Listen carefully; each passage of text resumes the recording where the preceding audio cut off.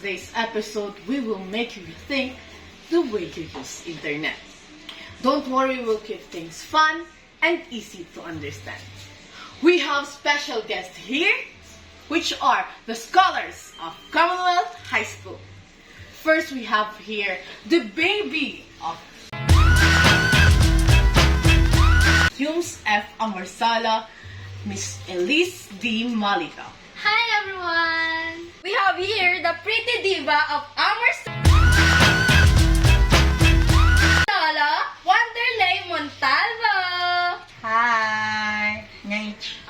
And lastly, the rock star of Amarsala, Roscoe I.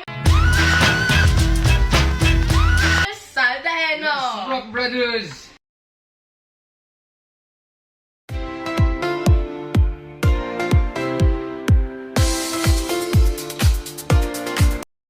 So let's start with the basics. Web 3.0 is the next stage of the internet's evolution, often called the semantic or decentralized web.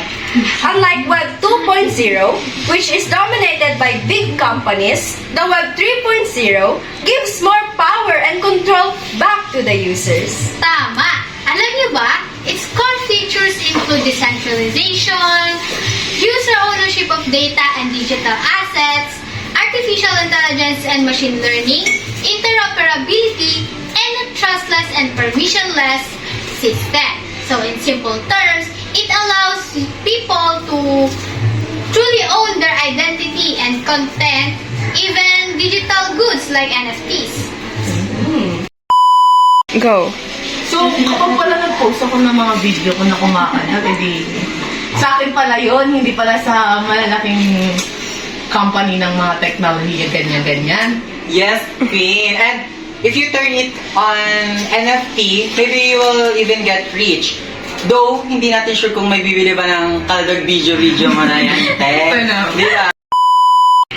Okay, so let's ask Roscoe, what is Ethereum? Okay, so yung Ethereum, ginawa ni Vitalik Buterin, kasama yung iba. So, yung Ethereum, parang hindi rin lang yan cryptocurrency, right? Kaya gamit in para sa mga platforms for decentralized application, right? So, sobrang useful talaga yan kasi pwede natin yung gamitin para sa mga smart contracts, right? Exactly. Sa Ethereum kasi, yung mga developers doon, hindi lang sila basta nagbi-build ng apps. Nakakapag-build sila without relying on the other company para lang gumana yung app na yun. And also, users can control their wallets and keys. And yung mga transactions nila doon, permanently siya naka-record doon sa blockchain. So, yun yung decentralized finance. And yun yung So, users also control their wallets and keys. And yung transactions nila dun sa Ethereum na yun, permanently siya naka-record dun sa blockchain. Tsaka, kaya nagiging posible yung decentralized finance and NFTs. Yes, but the catch is, pag nawala mo yung mga yung private keys mo, yung Ethereum mo is forever na siyang mawawala. Parang yung crush mo.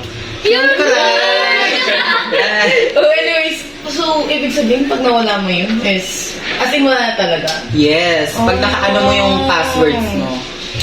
Then, so, what are the opportunities of Web 3.0?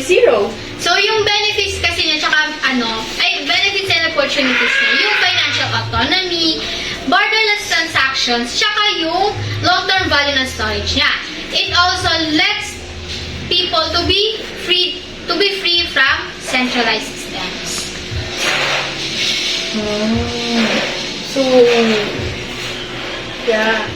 Yeah, but there's also challenges too, right? Katulad ng difficult yan kasi i-technicalize. so ang powerful pala niya talaga. Pero, I think, hindi sila dapat basta-basta dito na. Yes. Kasi, baka maloko sila. Legit. I mean, ang dami scammer ngayon, no? Maraming Yeah. manloloko ngayon. I know, right? Yes, you know? Kaya need talaga muna nilang mag-research bago sila umano-ano. Oo.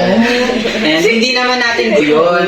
No one no one wants to cry over loss. Over loss. Over loss. Wait, kayo mga TikTokers, gusto nyo bang maloko kayo? Di ba ayaw nyo? Okay. Again, kailangan natin natin Mag-aral, basta gapangin nyo, pag-aralan nyo. Hindi yung lalaktaw agad kayo, di na-scam kayo, di ba? Yung mga scammers kasi talaga ngayon is sobrang lala. As in, minsan nga, ubos yung bank account nyo. Kaya kung ayaw nyo maghirap, ayan na. Dapat ngayon pa lang ni-research na bago nyo pasukin to. Okay.